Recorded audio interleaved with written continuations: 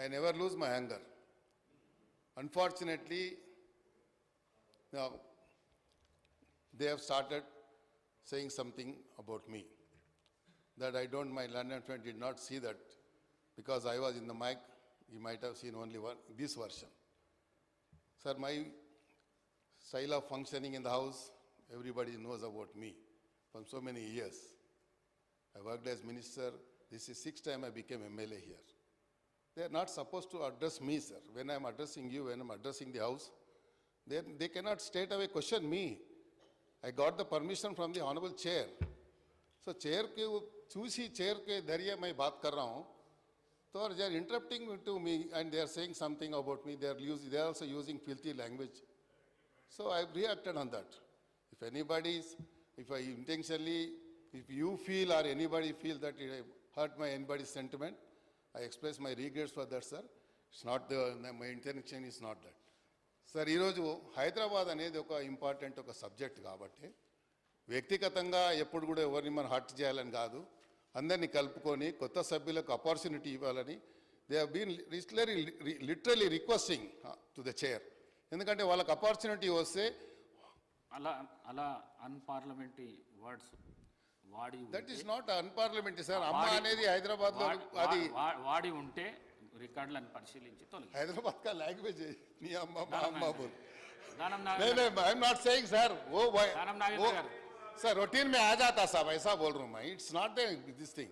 Nagendra okay okay I already express my regrets Akbar भाई, छोड़ दीजिए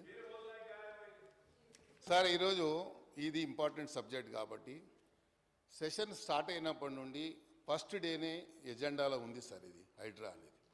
ఫస్ట్ డే నుంచి, ఎందుకంటే హైదరాబాద్ ప్రజలకు చాలా ప్రధానమైనటువంటి సమస్యలు ఉన్నాయి. ఈ సభ ద్వారా హైదరాబాద్ ప్రజల తరఫున ఎవరో మాట్లాడాలని, ఫైనాన్స్ బడ్జెట్ మీద కూడా పూర్తిగా దీని మీద డిస్కషన్ జరగలేదు, అప్రాపరేషన్ దాని మీద కూడా డిస్కషన్ జరగలేదు. మనకు జనరలీ ఒక ప్రాక్టీస్ ఉంది సార్, అసెంబ్లీ యొక్క ప్రాక్టీస్ ఏంది అంటే అసెంబ్లీలో ప్రతి సభ్యుడికి 0 అవర్లో మాట్లాడేటువంటి అవకాశం ఇస్తే వాళ్ళ నియోజకవర్గాలకు సంబంధించినటువంటి సమస్యల మీద వారు చెప్తారు. సభ మీ దృష్టి ద్వారా, మీ ద్వారా మంత్రులు అక్కడ ఉన్నటువంటి వారు స్పందించి ఆ సమస్యల మీద పరిష్కారానికి ఒక మార్గం దొరుకుతుంది అనేది అందరి అభిప్రాయం. But most of them did not get any opportunity sir ఈ హౌస్లో ఇన్ని రోజులలో. ముఖ్యం ఎందుకంటే వాళ్ళు ఎన్నిసార్లు హౌస్లో ఎన్ని రకాలుగా మాట్లాడారు.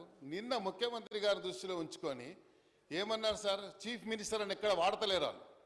అది ఎవరికి కనబడలేదు హౌస్లో. మాకు ఆ రోజే మేము రియాక్ట్ అయ్యి చాలా మేము ఎమోషనల్ అయ్యాము. ఒక సందర్భంలో మేము కూడా రియాక్ట్ అవుదాం అనుకున్నాం, కానీ వాళ్ళ ఇంకిత జ్ఞానానికే వదిలేశాం. చీఫ్ మినిస్టర్ గారు ఏమని సంబోధించారు సార్ వాళ్ళు నిన్న 2-3 రోజుల నుంచి ఒక అంశాన్ని తీసుకొని. సవితక్క గారి మీద అందరికీ గౌరవం ఉంది, ఎవరికి లేదు సార్ గౌరవం? చీఫ్ మినిస్టర్ గారు ఏమన్నా తప్పుడు లాంగ్వేజ్ మాట్లాడారా? ఏం చెప్పారు? దాని మీద చీఫ్ మినిస్టర్ అంటే ఈ రాష్ట్రానికి మంత్రి, నేను ఐటీ మినిస్టర్ని, ఐటీ ఇది అని రాష్ట్రాన్ని ఇది చేశాను అది చేశాను, దాంతోపాటు దోసుకున్నది కూడా చెప్తే బాగుండేది. అది చెప్పకుండా ఇది చేశాను అది చేశాను, హైదరాబాదు అద్భుతం చేశాను, అరచేతిలో స్వర్గం చూపించానని ప్రయత్నం చేశాడు తప్ప ఏం లాంగ్వేజ్ మాట్లాడాడు సార్ ఆయన కూర్చొని? ఇక్కడ బయట పోయి ఏం మాట్లాడాడు సార్ ఆయన? పోయి చీఫ్ మినిస్టర్ని పట్టుకొని చీప్ అంటాడా sir? How dare is sir? మేము రియాక్ట్ కాలేమా సార్? మేము అలాంటి దాన్ని మేము మాట్లాడలేమా? అందుకే కోపం వచ్చింది సార్, అంతే తప్ప వేరే ఏం లేదు. సో మీకు కూడా దానివల్ల ఏమైనా ఇబ్బంది కలిగి ఉంటే ఐఎమ్ సారీ సార్. ఈరోజు హైదరాబాద్కు సంబంధించినటువంటి చాలా సమస్యలు ఉన్నాయి సార్. ఈ హైడ్రా ఒకటే కాదు, హైదరాబాద్లో ఉన్నటువంటి లోతట్టు ప్రాంతాలన్నీ కూడా జలమైనటువంటి సందర్భాలు చాలా బస్తీలు ఉన్నాయి సార్.